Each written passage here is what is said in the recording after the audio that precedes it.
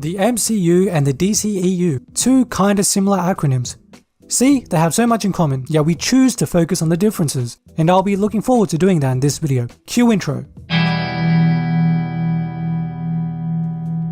Well, as you know, the Marvel Cinematic Universe has accomplished so much over a short period of time. I, however, would personally want them to be more faithful to the comics, in a superficial way, like Zemo wearing his purple mask, or Punisher wearing his blackface, keeping it traditional, you know? It's not like the actors have a problem with this or anything. However, I am impressed with what the staff and ex-staff members at Marvel Studios have managed to accomplish. But this isn't just about them, it's comic book movies in general. You know, there were people in the 1970s ridiculing comic book movies by saying comic book movies aren't anything to take seriously.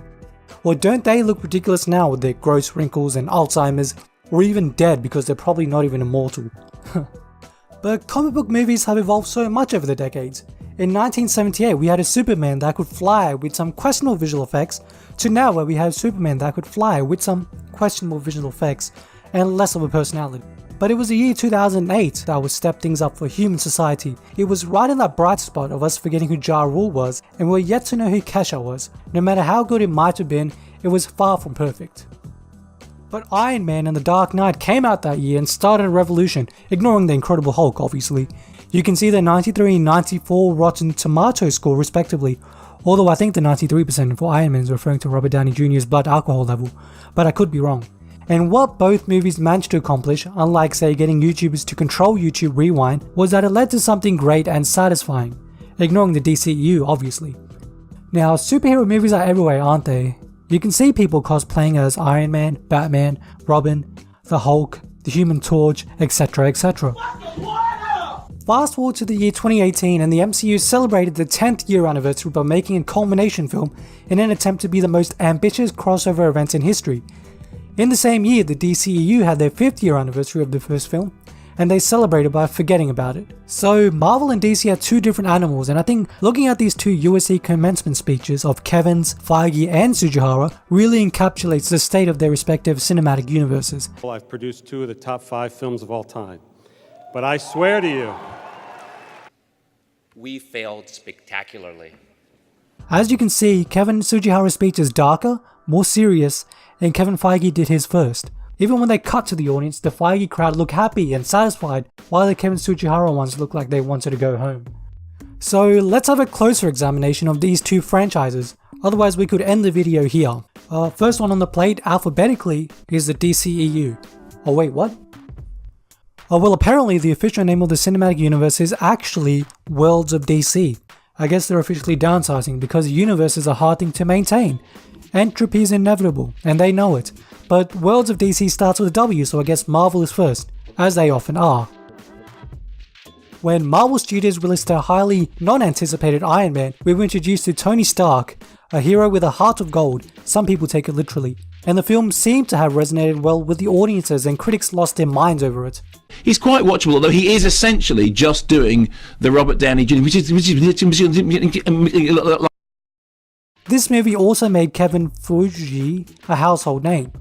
Hard cut to now where we have Tony in the endgame, and if I were to give my 2 cents to theorize what might happen to Tony in that movie, I think he would die in that spaceship, and then an alien would find him and his tech, fly to Earth, and try to live like Stark. If you don't believe me, report says this video leaked from Marvel headquarters. Good morning, Jarvis. Good morning, Mark.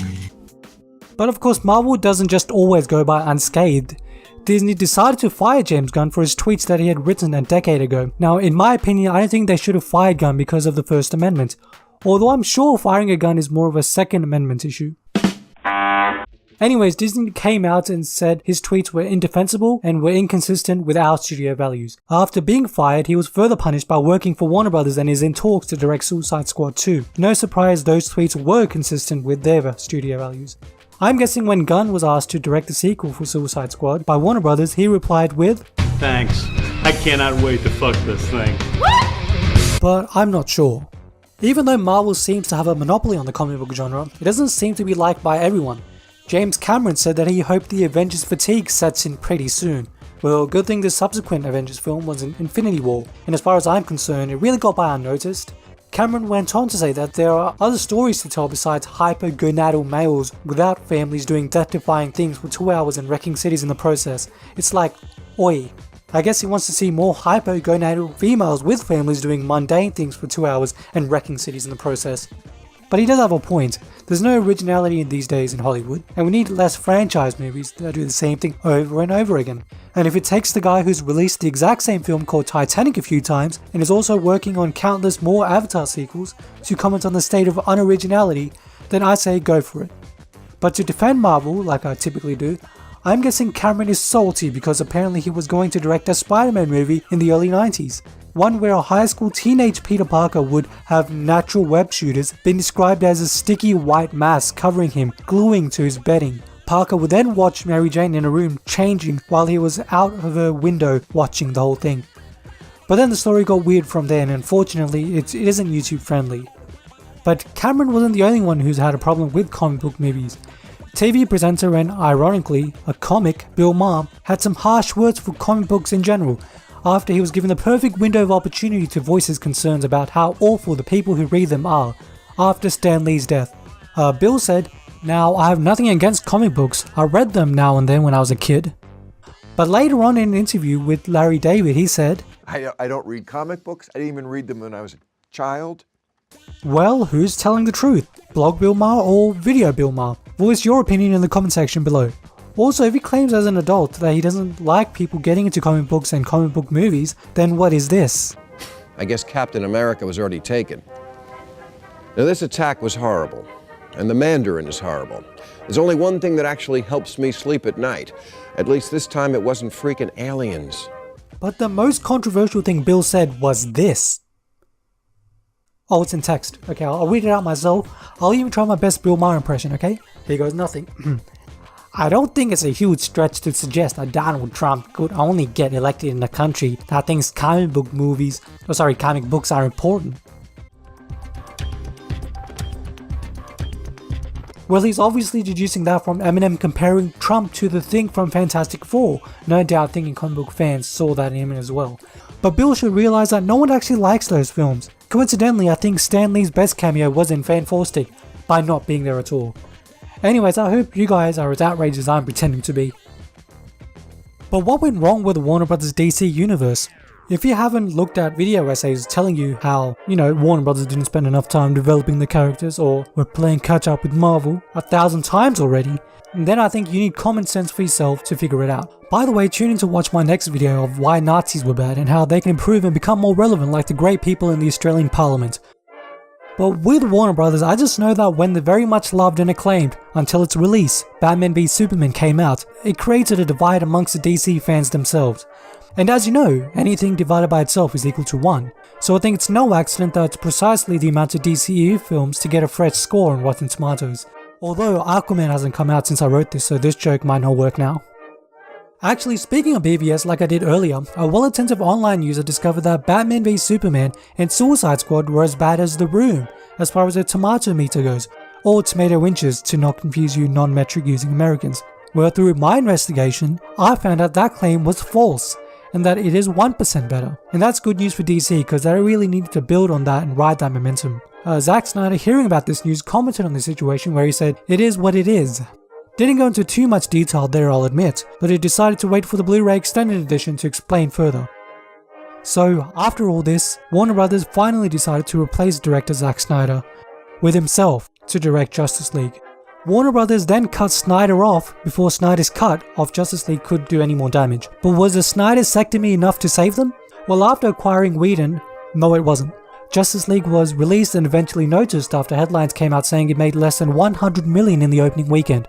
Afterwards, the movie didn't have legs.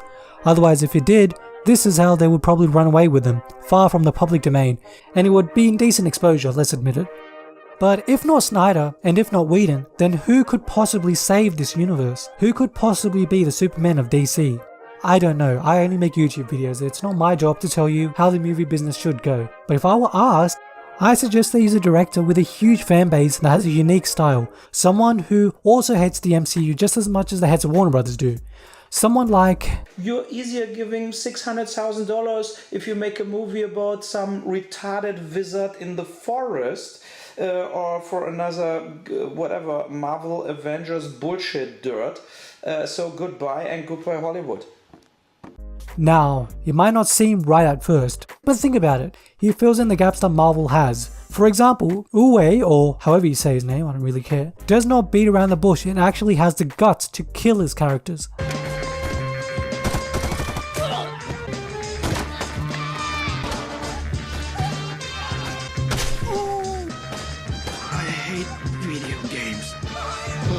His movies might not get favourable reviews, but he's got that covered too. All the hecklers, all the critics, all the geeks, as soon as they do something on their own, it sucks. He has no eye for detail. His movies are bad, they're terrible, they're awful.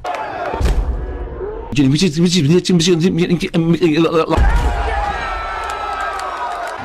the critics a lesson? Absolutely. If this gets done, then I think they can go the whole way, specifically the audience when they watch their movies in theatres. And as far as the state of the world of DC now after Aquaman, I'm very optimistic about it. I see the audience attendance in their next installments being half full rather than half empty.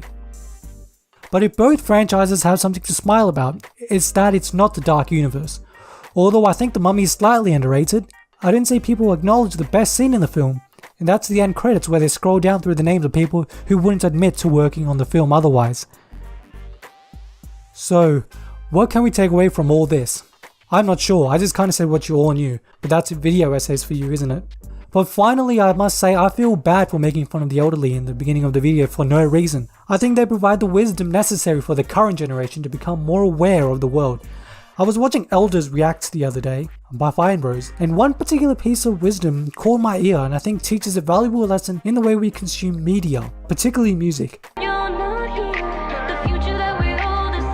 Once you know the lyric, you definitely can sing along with her song. Fascinating. Mind you, he was reacting to Selena Gomez and she only pretends to sing along to her songs on tour. That's it for now, I'll see you later.